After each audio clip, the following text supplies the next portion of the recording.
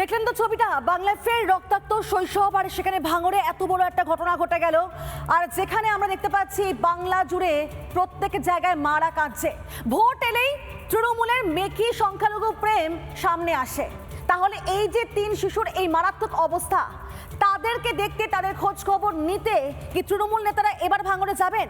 মমতা বন্দ্যোপাধ্যায়ের মমতা কি আদতে জেগে উঠবে?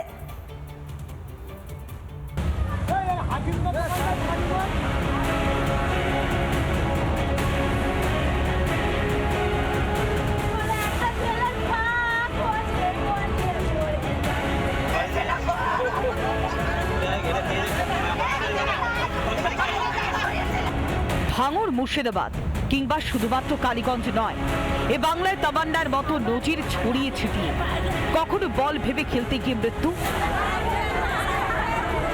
কখনো আবার স্রেফ রাজনীতির বলি।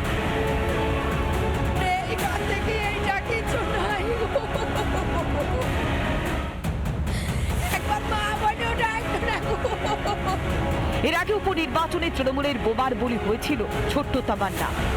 আর এবার বিধানসভা নির্বাচনের আগে রক্তাক্ত ভাঙড়, বারবার রক্তাক্ত হয়েছে ছোট্ট শৈশব।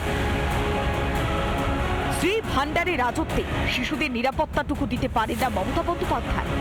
বাংলায় বাচ্চারাও খেলতেও পারবে না।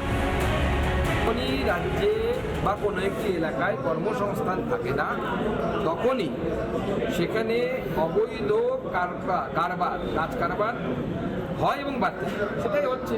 পশ্চিমবঙ্গে কাজ নেই, কোথাও বোমা কারখানা অবৈধ, কোথাও কেমিক্যাল কারখানা, এই ধরনের অবৈধ কারবার হবে, মানুষ মারা যাবে। তখনকার বিধায়ক শওকত মোল্লা সাহেব, আমার সন্দেহ হচ্ছে মেডিকেলে এই কেমিক্যাল ড্রাম বলে এড়িয়ে যাওয়া হচ্ছে, তদন্ত হওয়া দরকার। হয়তো ভোট আগিয়ে আসছে, সেখানে হয়তো ইল্লিগাল বোম টোম যেগুলো সব তৈরি করে, সেগুলোর হয়তো মশলাপাতি সরঞ্জাম হয়তো এক জায়গায় রাখার চেষ্টা করছিল, বা ওখানে বানাচ্ছিল, বা ওখানে রেখেছিল, বা তৈরি করে রেখেছিল। তীব্রতা এতটা ছিল, রাস্তার উল্টো দিকে, ঠিক উল্টো দিকে একটি দোকান রয়েছে, সেই দোকানটাও ক্ষতিগ্রস্ত হয়েছে। এই জায়গায় এখনো পর্যন্ত রোদের মধ্যে একটা ড্রাম রাখা রয়েছে। যে ড্রামটা রয়েছে, এই ড্রামটা কিন্তু ভর্তি রয়েছে, মানে আমি ফেলার চেষ্টা করছি, নড়ছে না, ভর্তি রয়েছে। এবং এখানে লেখা রয়েছে বিটুমেন ইমালশন ফর রোড। কি এমন রাসায়নিক ব্যবহার করা হয়েছিল?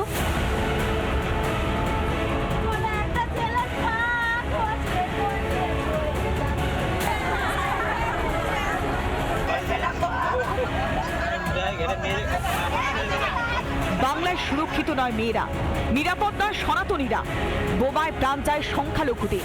তৃণমূল সরকারের পুলিশ প্রশাসনের অপদার্থতা এবার কাটছে শৈশব। বাংলার মায়েদের কান্না কি শুনতে পান না মমতা? রিপাবলিক বাংলা। নানা ধরনের কন্টেন্ট দেখার জন্য লাইক করুন, শেয়ার করুন আমাদের ফেসবুক পেজ, সাবস্ক্রাইব করুন আমাদের ইউটিউব চ্যানেল।